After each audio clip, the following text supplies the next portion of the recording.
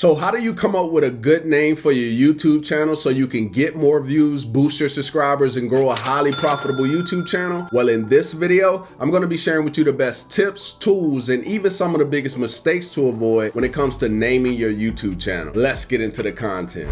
All right, so one of the first things you got to figure out when it comes to choosing your YouTube name is you got to figure out whether you're going to go with a personal channel or you're going to go with a brand/business based channel. Now, if you decide to go down the path of actually doing a personal channel, then there's some pros and some cons that I want to share with you. Now, the first pro is if you decide to use your name, it's going to make it a lot easier if you decide to change your content down the road and you don't really want to focus on the content that you started with, right? It's going to be an easier transition. Right now, another pro is it's going to save you a lot of time in the name choosing process itself because it's your name. You're already familiar with it, right? But be careful because there are some mistakes that I see a lot of people making in regards to using their name. So I'm going to talk about that a little bit later in the video, so you definitely want to stick around for that. Now, when it comes to cons, I would say the only con that you will have if you use your first or last name is that people will actually have to click over to your channel to figure out what your channel is about, right? Because if it's just your name, they have no clue what the topic is going to be.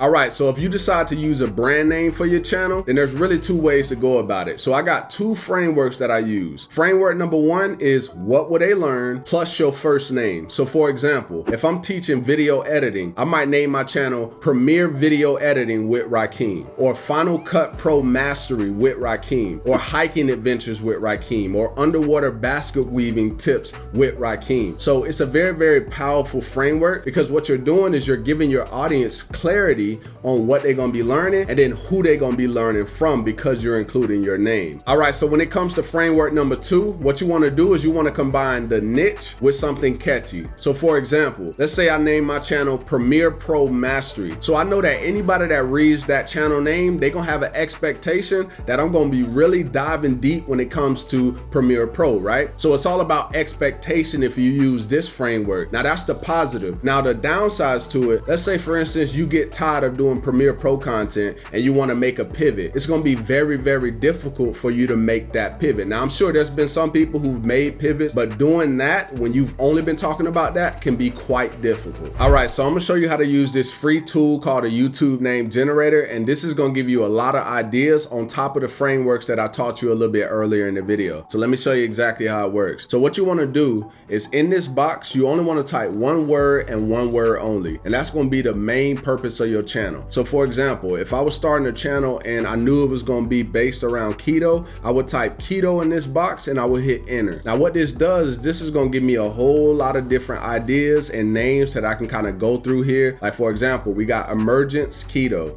Remedy Keto, Ketomatic, Care Keto, and so on and so on. But one thing to make sure is that you're in the right industry. So obviously keto is in the food industry. Okay, boom, there it is right there. And then also it also falls into the organic, right? So you want to make sure the industry is actually right. Now what I also like is, let's say for instance, I go with Keto Stack. When I click this right here, what it does is it brings up domains as well. And it tells me like these orange ones, all of these are available. But this right here, Keto Stack, is taken, and then ketostack.me is also taken as well. So what I would want to do, let's just roll with Keto Stack. Nah, let's choose something else. Let's see Keto Chow. Okay, so Keto Chow is also registered. Let's go with Keto Tree. Okay, Keto Tree is registered, but we're just going to use it anyway to save time. So what I would do is I would come over here to a tool called Namecheck, and then inside of Namecheck, what I like about them, they show you the domain as well, but they also show you the social media usernames as well, because this is going to be important when it comes to actually building out your brand, right? Because when you start a YouTube channel, you're not just starting a YouTube channel, you actually starting a global brand. And one thing about a global brand, it's essentially a media company, and a media company puts out consistent content all the time, right? And so if you're putting out content on your channel, what are you? A media company, which is a business, right? And that's a mind shift to think about moving forward. All right, so what we're gonna do is we're gonna verify the name again.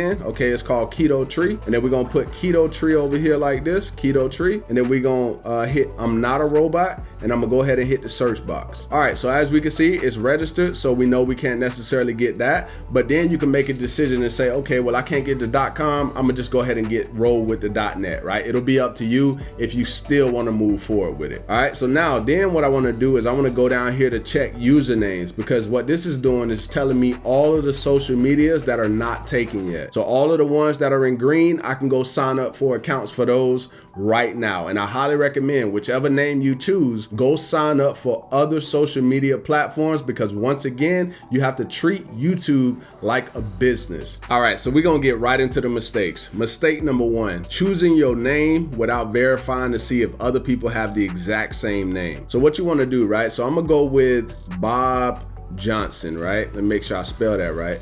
Bob, oh man, I'm tripping today.